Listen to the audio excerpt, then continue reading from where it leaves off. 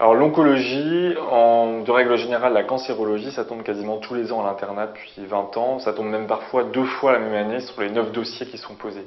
Donc c'est vraiment fondamental de bien maîtriser cette matière qui est une des matières les plus transversales et qui, pour cette raison, finalement, font que les dossiers sont intéressants et permettent de poser beaucoup de questions.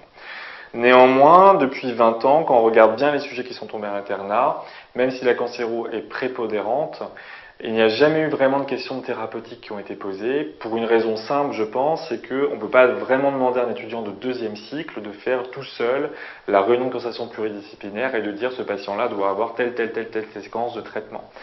En revanche, ce qui tombe à l'internat, et qui est vraiment fondamental, et il faut vraiment que vous bétonniez ça pour le concours, c'est les urgences en cancérologie. Les urgences, elles ne sont pas si nombreuses que ça.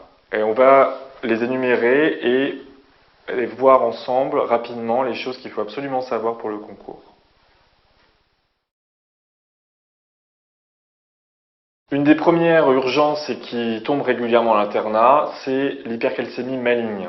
Il faut absolument avoir dans votre tête une prise en charge très carrée de l'hypercalcémie avec l'hydratation du patient, éventuellement la surveillance scopée si l'hypercalcémie est très importante, l'électrocardiogramme, hydrater, éventuellement donner du Lasivix, arrêter les traitements hypercalcémiants comme les thiazidiques, et puis administrer des biphosphonates par voie intraveineuse, tout en ayant finalement une surveillance rapprochée.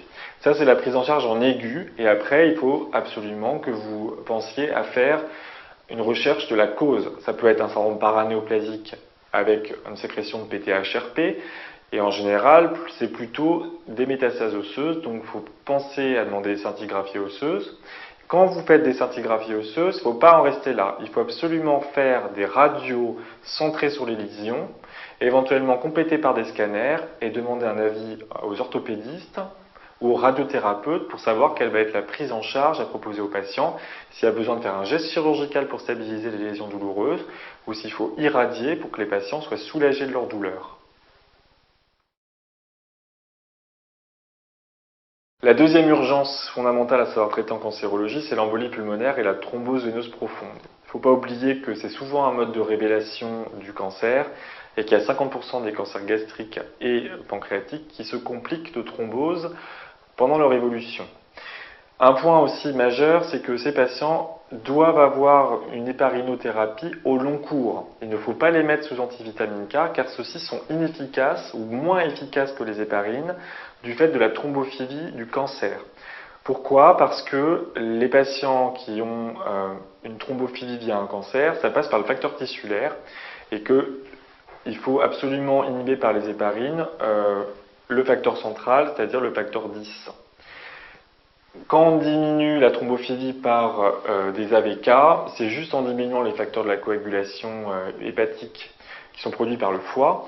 Et en général, ça ne suffit pas pour pouvoir contrôler clairement une thrombophilie dans le cadre d'un cancer. Le dernier point, c'est que les AVK sont difficilement maniables quand on administre de la chimiothérapie à un patient. Et ça ne devient pas du tout un traitement de choix et même un traitement risqué dans le cadre d'un cancer.